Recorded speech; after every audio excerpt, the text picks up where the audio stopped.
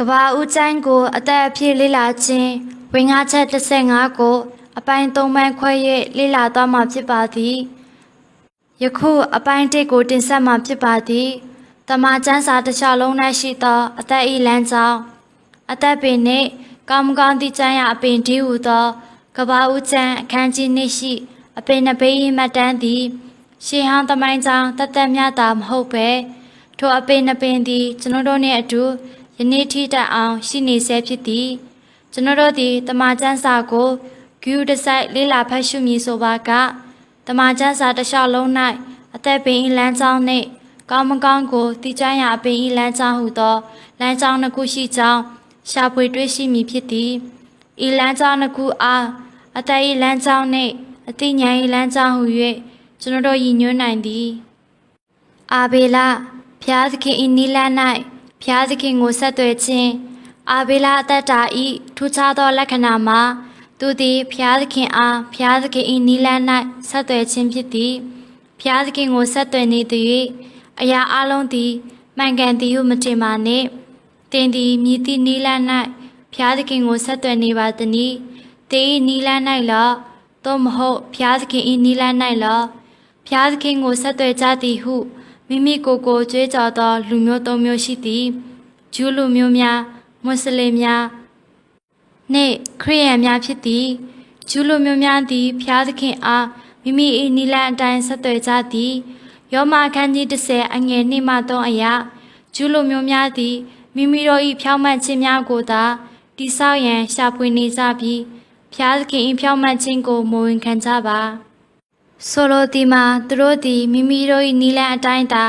ဖျားသခင်ကိုဆက်သွယ်ကြသည်မွတ်စလင်များသည်သူတို့၏ကိုယ်ပိုင်နိလန်းအတိုင်းဖျားသခင်ကိုဝတ်ပြုကိုးကွယ်ရာ၌ပို၍ပင်သစ္စာရှိကြသည်အကယ်၍တင်သည်မွတ်စလင်ပလီကိုအလဲအပတ်သွားမည်ဆိုပါကမွတ်စလင်များသည်မိမိကိုယ်ကိုဥညွှတ်၍ဖျားကိုဝတ်ပြုကိုးကွယ်ခြင်းအပြင်ဖျားတရားနှင့်ဘာသာတရားကိုအလွန်ပင်ကိုင်းဆိုင်ကြကြောင်းကိုရှာဖွေတွေ့ရှိရမည်ဖြစ်သည်ကာတိုလစ်များအပါအဝင်များစွာသောအမိခံခရစ်ယာန်များသည်ဖျားသခင်ထံသို့မိမိတို့၏ကိုယ်ပိုင်နိလန်းအဖြစ်အစေခံနေကြပြီးခရစ်တော်၏ရွေးနှုတ်ခြင်းအဖြစ်၎င်းဝိညာဉ်တော်အဖြစ်၎င်းအစေခံကြခြင်းမဟုတ်ပါသင်သည်ဖျားသခင်အတွက်သာဖြစ်ကြောင်းပြောဆိုကောင်းပြောဆိုမည်ဖြစ်တော်လေဖျားသခင်အတွက်သင်၏ကိုယ်ပိုင်နိလန်း၌ဖြစ်ကောင်းဖြစ်နေမည်ဖြစ်သည်သင်သည်ဖျားသခင်ထံသို့သင်၏ကိုယ်ပိုင်နိလန်းအဖြစ်ချီးကပ်ပါကထိုနိလန်းသည်လုံးလုံးသိကျွမ်းရာ၏အကြောင်းအရာပင်ဖြစ်သည်ကျွန်တော်တို့သည်အာဘေလအားဥပမာယူ၍ကျွန်တော်တို့၏စဉ်းစားတွေးခေါ်ထင်မြင်ယူဆချက်များအားဘေးသို့ချကဖျားသခင်အားဆက်သွယ်ရမည်ဖြစ်သည်ကိုရောကျွန်တော်သည်ကိုရောအားကိုရော၏နိလန်း၌ဆက်သွယ်ပါ၏ကျွန်တော်၏စဉ်းစားတွေးခေါ်အသိဉာဏ်အဖြစ်ကိုရောအားမဆက်သွယ်ပါကိုရောသည်ကျွန်တော်၏နိလန်းပင်ဖြစ်ပါသည်အကယ်၍ထိုသို့ပြုလုပ်ပါကကျွန်တော်တို့သည်ကိုရောကိုအသက်ပင်အဖြစ်မွေးလည်ဝမ်းမြောက်နိုင်မည်ဖြစ်သည်အာဘေလသည်ဖျားသခင်အားအသက်ပင်အဖြစ်ယူဆောင်ခဲ့သည်သူသည်အသက်ပင်၏အသီးကိုအမှန်ပင်စားသုံးခဲ့သည်ရှေသားနှင့်အင်းတို့သခင်ဖျား၏နာမတော်ကိုခေါ်ခြင်း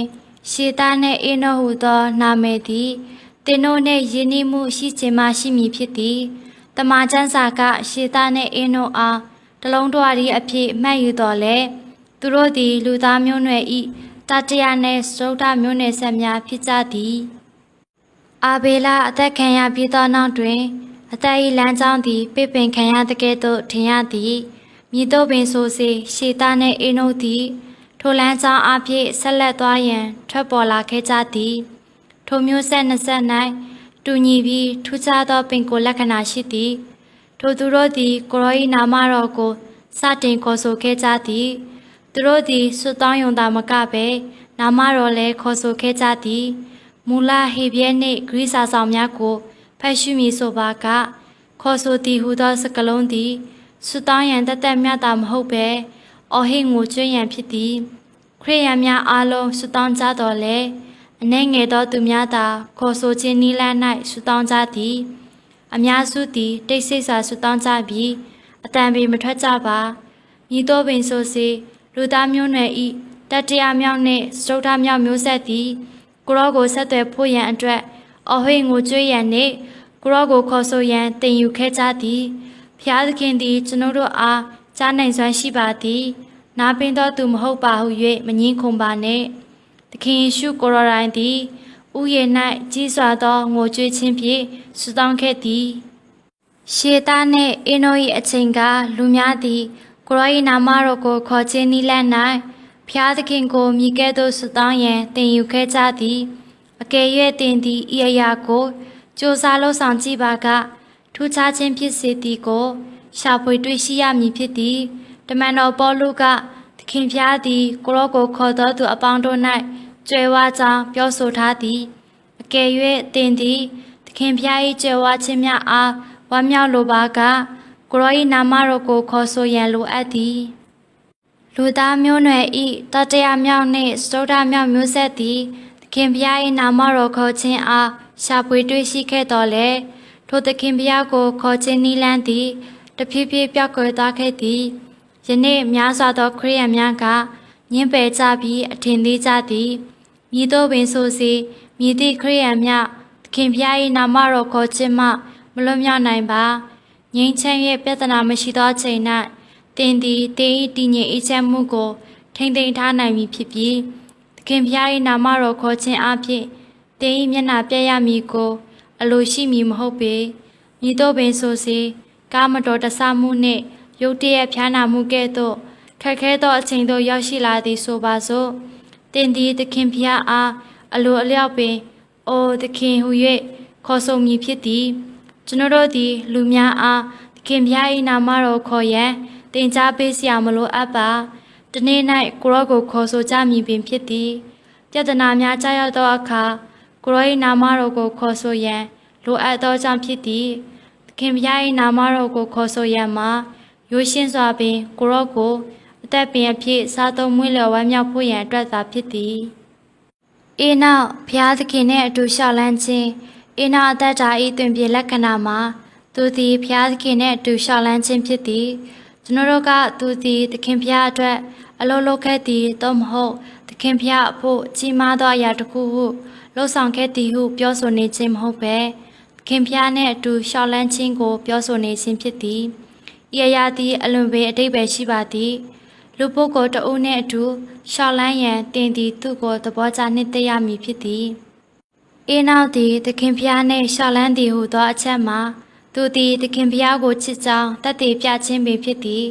သူသည်ကိုရော၏မျက်မှောက်တော်၌ရှိရန်ရိုးရှင်းစွာပင်ချစ်ခင်မြတ်နိုးသောသူဖြစ်သည်သခင်ယေရှုသည်အေဖက်မြို့၌ရှိသောအသင်းတော်ကိုအပြစ်တင်ပြောဆိုခဲ့ရခြင်းမှာသူတို့သည်ဖျားသခင်အဖို့များစွာလှုပ်ဆောင်ကြတော်လဲသူတို့၌ရှေးဦးမြတ်တာရော့နေသောကြောင့်ဖြစ်သည်သခင်ဖျားသည်ကောင်းမွန်သောအလုပ်များစွာကိုမြင်တွေ့လိုခြင်းမဟုတ်ပဲကျွန်တော်တို့၏ဖျားသခင်ထံသို့ချစ်ချင်းမြတ်တာကိုမြင်တွေ့လိုခြင်းဖြစ်သည်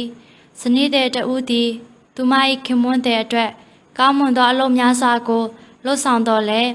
သူ၏မျက်မှောက်၌ဘယ်သောအခါမျှမရှိဟုဆိုပါစို့ခင်မွန်းတဲ့ကတင်သည်ကျွန်တော်နဲ့ဝေးကွာ၍အလုပ်ရှုံနေသည်ကိုကျွန်တော်မလိုလားပါကျွန်တော်နဲ့အတူအချိန်ပြည့်ရှိနေမိဇနီးတဲ့ကိုကျွန်တော်လိုလားပါသည်ဟု၍ပြောမိဖြစ်သည်အေနောက်သည်ဖျားသခင်နှင့်အတူလျှောက်လန်းလေသည်အကယ်၍တင်သည်ကဘာဝခန်းကြီးငါအငယ်21မှအငယ်24ကိုတေချာစွာဖတ်မိဆိုပါကအေနောက်သည်အသက်65နှစ်မှစတင်၍ဖျားသခင်နှင့်စတင်အတူလျှောက်လန်းကအနှစ်300ကျော်မြကိုရိုနဲ့အတူဆက်လက်၍လျှောက်လန်းခဲ့လေသည်သူသည်အနှစ်300အချိန်အတွင်းတွင်တနေ့ပြီးတနေ့ကိုရိုနဲ့အတူလျှောက်လန်းခဲ့လေသည်နောက်ဆုံးတွင်ဖျားသခင်ကအေနောက်တင်သည်ငါနှင့်အတူချိန်ကြာမြင့်စွာလျှောက်လန်းခဲ့သည်မှာလုံလောက်ပြီးတင်အားငါကိုရိုရိုင်းထံသို့ယူဆောင်ပါရစေဟုပြောဆိုပုံရသည်များစွာသောခရိယန်များသည်ချီဆောင်ခြင်းနှင့်သခင်ဖျားပြန်ကြွလာခြင်းနှင့်ဆက်လင်း၍များစွာပြောဆိုနေကြကြောင်းမြင်တွေ့ရသည်ချီဆောင်ခြင်းခံရရန်အတွက်တင်သည်သခင်ဖျားကိုချစ်ရန်နှင့်သခင်ဖျား၏မျက်မှောက်တော်၌အသက်ရှင်ရန်လိုအပ်ကြောင်းကိုနားလည်ပါသလားကျွန်တော်တို့သည်သခင်ဖျားကိုချစ်ရန်လိုအပ်ပေသည်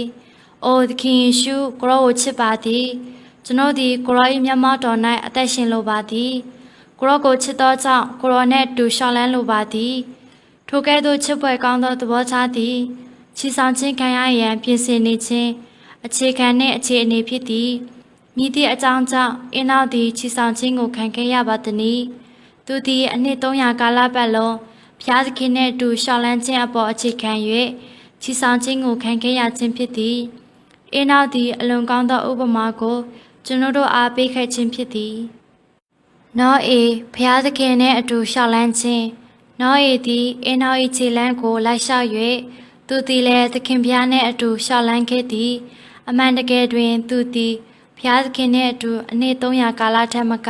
ရှောက်လန်းခဲ့လေသည်။နောအေသည်ဖျားသခင်နှင့်အတူရှောက်လန်းခဲ့သောကြောင့်ဖျားသခင်သည်သူ့အားထိုခေတ်ကာလ၌ကိုရောလှုပ်ဆောင်လိုသောအရာသည်မြည်သည့်အရာဖြစ်ကြောင်းယူပါယုံကိုမြင်ခဲ့သည်။နောအေသည်ကြာဆင်းသောမြို့နယ်ထဲမှလူရှိဦးကိုကယ်တင်ရန်တင်မောတိဆောက်ခြင်းယူပါယုံကိုလက်ခံရရှိခဲ့သည်။နောအေနည်းတူကျွန်ုပ်တို့သည်လည်းယူပါယုံကိုလက်ခံရရှိသောကြောင့်ကျွန်ုပ်တို့၏ထင်မြင်စချက်များအတိုင်းမလှုပ်ဆောင်သင့်ပါကျွန်ုပ်တို့လှုပ်ဆောင်သောအရာမှန်သမျှသည်သခင်ဖျားနှင့်ရှောက်လန်းခြင်းအဖြစ်လက်ခံရရှိသောယူပါယုံအတိုင်းဖြစ်ရမည်ဖြစ်သည်ကျွန်ုပ်တို့၏သခင်ဖျားနှင့်နေ့စဉ်ရှောက်လန်းခြင်းအဖြစ်ကိုရော၏စိတ်နှလုံးတော်အသိဉာဏ်နှင့်အလိုဆန္ဒကိုမြင်တွေ့လာကြမည်ဖြစ်သည်ထို့နောက်ကျွန်ုပ်တို့သည်မိမိ၏ကိုယ်ပိုင်ထင်မြင်တွေးခေါ်ခြင်းများမှမဟုတ်ပဲကိုရော၏စိတ်နှလုံးတော်အလိုဆန္ဒအတိုင်းလှုပ်ဆောင်စေခံကြမည်ဖြစ်သည်နောအေသည်ကိုရောနှင့်အတူရှောက်လန်းခြင်းဖြင့်ဖျားသခင်အားမွေးလော်ဝမ်းမြောက်ခဲ့သည်အာဗြဟံဖျားသခင်၏ပေါ်ထွန်းခြင်း၌အသက်ရှင်ခြင်းနှင့်သခင်ဖျား၏နာမတော်ကိုခေါ်ဆိုခြင်းအာဗြဟံသည်နောအေထက်ပို၍ပင်ထူးခြားသောသူဖြစ်ပေသည်ယောမစာဆောင်ကိုအသက်အဖြစ်လေ့လာခြင်း၌ကျွန်တော်တို့ဖော်ပြထားသကဲ့သို့အာဗြဟံသည်ဖျားသခင်ဘုန်းတော်၏ပေါ်ထွန်းခြင်းနှင့်ပျော်ဝင်ပြည့်ဝခဲ့ကြောင်းကိုမြင်တွေ့ရသည်အာဗြဟံသည်ခါလတဲပြည်ဥရမြို့၌ရှိစဉ်တွင်ဖျားသခင်ဘုန်းတော်သည်သူအားထင်ရှား၍ဆွဲဆောင်ခြင်းခံခဲ့ရသည်အာဗြဟံသည်သူကိုယ်တိုင်၌ယုံကြည်မှုအလွန်အားကြီးသောသူတဦးမဟုတ်ပါကျွန်တော်တို့ကဲ့သို့အားနည်းသောသူတဦးပင်ဖြစ်ပါသည်ဖျားသခင်၏ဘုန်းတော်သည်သူထံသို့အချိန်ချင်းပေါ်ထွန်းခဲ့ကပေါ်ထွန်းသောအချိန်တိုင်း၌ကိုရော၏ဖျားဆိုင်ရာဖြစ်ခြင်းများသည်သူ၏အထဲသို့စိတ်ဝင်ပြန့်နှံ့ခြင်းအပြင်သူအားဖျားသခင်၏ယုံကြည်ခြင်း၌အသက်ရှင်ရန်တက်ဆွမ်းစေခဲ့သည်အာဗြဟံ၏တွေ့ကြုံခံစားမှုမှာဓာတ်ခဲတစ်လုံးသည်အားသွင်းပြီးသောအခါအလုလုတော်လဲအချိန်အနည်းငယ်ကြာသောအခါပြန်လည်အားသွင်းရန်လိုအပ်သည့်သဘောကိုကျွန်တော်တို့အားအမှတ်ရစေသည်ဖျားသခင်၏ပေါ်တွင်ခြင်းအတိုင်းလှုပ်ဆောင်သည့်အာဗြဟံ၏တမန်ကြောင့်ကိုလေ့လာရန်မှာအလွန်ပင်စိတ်ဝင်စားဖို့ကောင်းပါသည်ဖျားသခင်သည်အာဗြဟံအားခါလတဲပြည်ဥရမြို့မှခေါ်ထုတ်၍အကြိမ်ကြိမ်ပေါ်ထွန်းခြင်းအပြင်သူအားဥဆောင်ပေးခဲ့သည်ယခင်ကဖော်ပြထားသကဲ့သို့ဖျားသခင်ကအာဗြဟံအားဥရမြို့သို့ထွက်ခါရန်ခေါ်ဆောင်သောအခါကိုရောသည်သူအားမြည်သည့်မြေပုံသို့မဟုတ်လမ်းညွှန်မှုကိုမျှမပေးခဲ့ပါအာဗြဟံသည်ကိုရော၏ပေါ်ထွန်းခြင်းအဖြစ်သာရှောက်လန်းခဲ့လေသည်အကယ်၍ဖျားသခင်၏ပေါ်ထွန်းခြင်းသည်နေရာတစ်ခုသို့လမ်းညွှန်ပြသပါကအာဗြဟံသည်ထိုနေရာသို့ပြောင်းရွှေ့သွားမည်ပင်ဖြစ်သည်ဤနည်းလမ်းအဖြစ်အာဗြဟံသည်ဖျားသခင်၏ကြွယ်ဝခြင်းများကိုဝမ်းမြောက်ခဲ့သည်ဖျားသခင်ပေါ်ထွန်းခြင်းကိုတွေ့ကြုံခံစားခြင်းအပြင်အာဗြဟံသည်သခင်ဖျား၏နာမတော်ကိုလည်းခေါ်ဆိုခဲ့လေသည်အာဗြဟံ၏သားဣဆက်နှင့်သူ၏မြေယာကုပ်တို့သည်လည်းသခင်ဖျား၏နာမတော်ကိုခေါ်ဆိုခဲ့ကြသည်ဤမျိုးဆက်သုံးမျိုးသည်အတူတူပင်ဖြစ်သောကြောင့်ဖျားသခင်အားအာဗြဟံ၏ဖျားဣဆက်၏ဖျားနှင့်ယာကုပ်၏ဖျားဟု၍ခေါ်ဆိုခဲ့လေသည်ဆိုလိုသည်မှာဖျားသခင်သည်ကိုရော၏နာမတော်ကိုခေါ်၍ကိုရော၏ပေါ်ထွန်းခြင်း၌အသက်ရှင်သောသူများ၏ဖျားသခင်ဖြစ်သည်အာဗြဟံသည်ဖျားသခင်၏နာမတော်ကိုခေါ်ဆို၍ကိုရော၏ပေါ်ထွန်းခြင်း၌အသက်ရှင်သောကြောင့်သူသည်ကိုရောအားအသက်ပင်ဖြင့်ဝမ်းမြောက်ခဲ့လေသည်ကပ္ပဦးကျမ်းအခန်းကြီး18အရာအာဗြဟံသည်တဲတကားဝါ၌ထိုင်နေစဉ်တွင်ဖျားသခင်သည်သူ့ထံသို့ပေါ်ထွန်းခဲ့ပြီးသူနှင့်အတူနေဝခမ်းမြနေ၍သူနှင့်အတူစားသောက်ခဲ့လေသည်ထို့ကြောင့်တမန်ကျမ်းစာက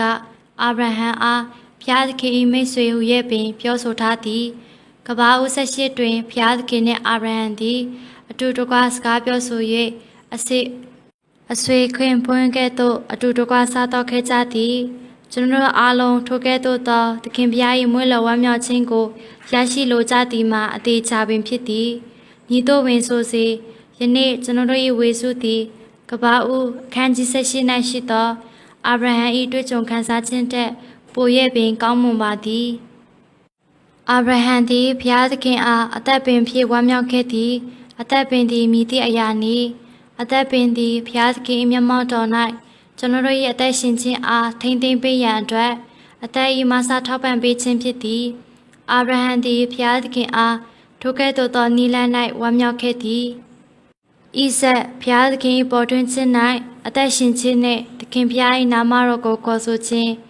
အာဗြဟံ၏သားဖြစ်သောဣဇက်သည်သူ၏ဖခင်ကဲ့သို့ပင်ဘုရားသခင်အားဆက်သွယ်ခြင်းနိလန်း၌အတူတူပင်ဖြစ်သည်သူသည်လည်းသခင်ဘုရား၏ပေါ်တွင်ခြင်း၌အသက်ရှင်၍သခင်ဘုရား၏နာမတော်ကိုခေါ်ဆိုခဲ့လေသည်သူသည်ဖခင်၏ကြွယ်ဝခြင်းများအားလုံးကိုသာရရှိခဲ့ခြင်းမဟုတ်ပဲဘုရားသခင်အားဝမ်းမြောက်ရန်နိလန်းကိုပါရရှိခဲ့သည်